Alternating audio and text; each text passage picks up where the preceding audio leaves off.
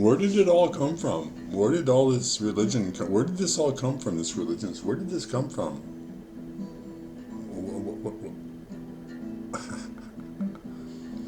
Anybody really? You ever really sit back? You see, most people just okay, but just sit back and say, where did all this religion belief stuff come from? Where did it come from?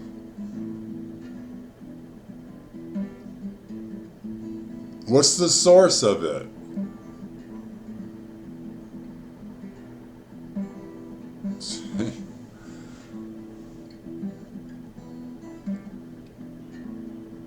See, this goes back pre-written history, all this stuff.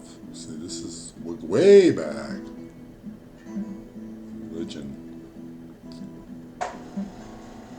The rational mind and not understanding, and then processing the world in its simple form and coming up with ways to make sense of it and to understand it. That's what religion is. There's the actual pursuit of truth, and then there's the creation of a single version of it.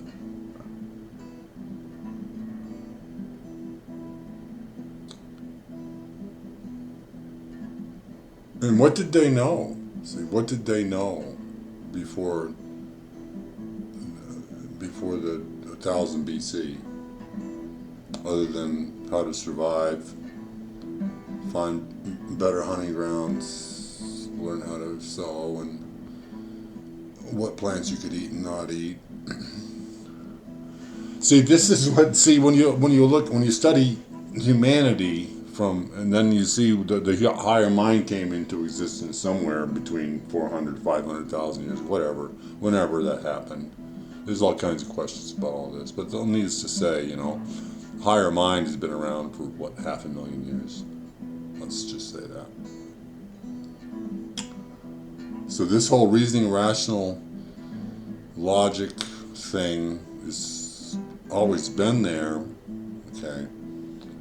But it was more on a simplistic level until investigative techniques and understanding the logic itself through experimentation and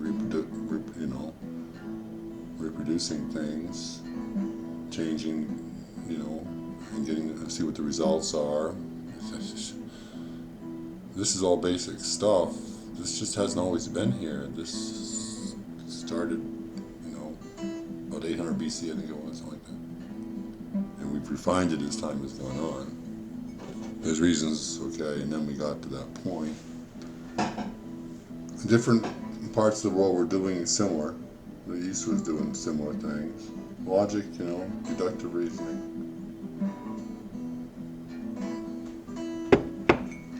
Very crafty. A lot of the ancient cultures were extremely crafty. The Minoans were extremely crafty, and they were 2500 BC, that crew. And their belief systems. That's really interesting. I can't remember the name of that woman, whatever she was, but after the Santorini event, all of the... See, prior to that, all of the primal God concepts were masculine. But the Santorini event showed the Minoans that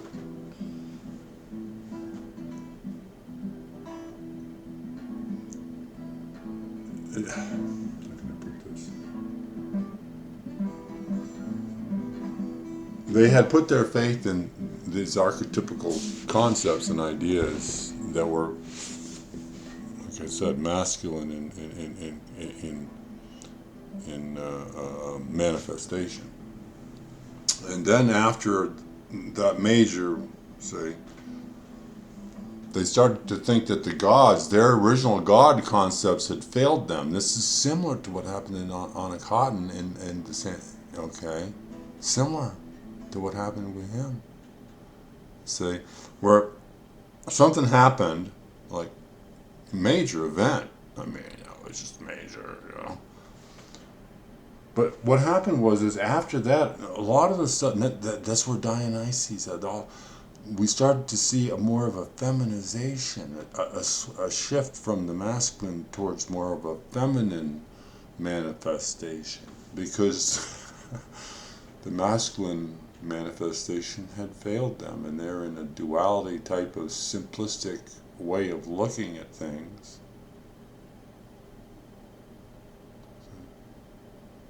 This is what's interesting when you study ancient cultures. When you study the Greeks, okay, and you study the Native American Indians, the South American Indians, the Aborigines. You study ancient cultures, the belief systems, and where they came from.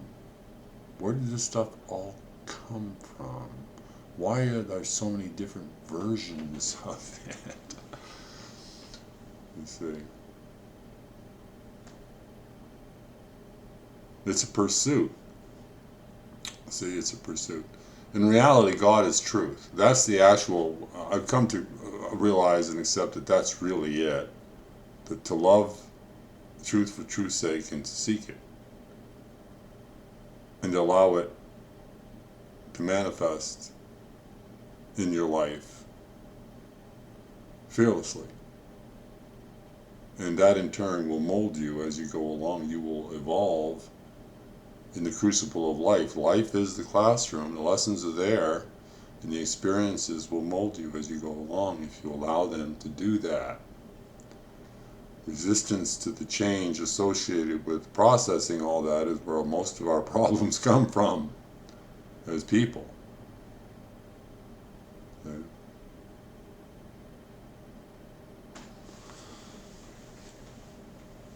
Where did this all come from?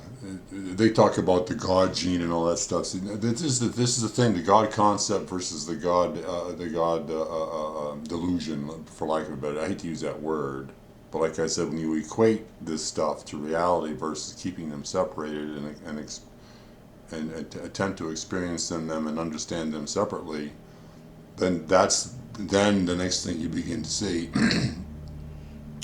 okay, is what this is basically is just a way to try to understand the unknown, and it's been perpetuated because all these institutions are in place and they're used.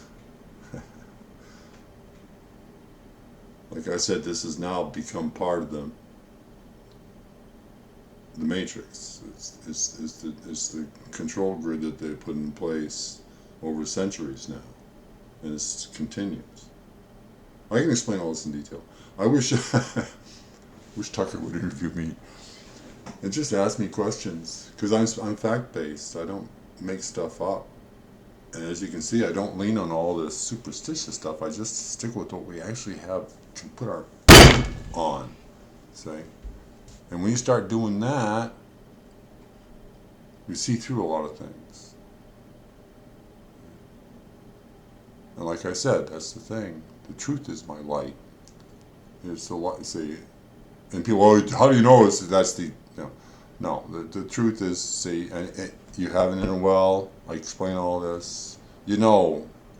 That's where the true intuition comes from. It's not some kind of spiritual thing. It's a resonance with the essence or not, and that's when you get that sense when things are or not.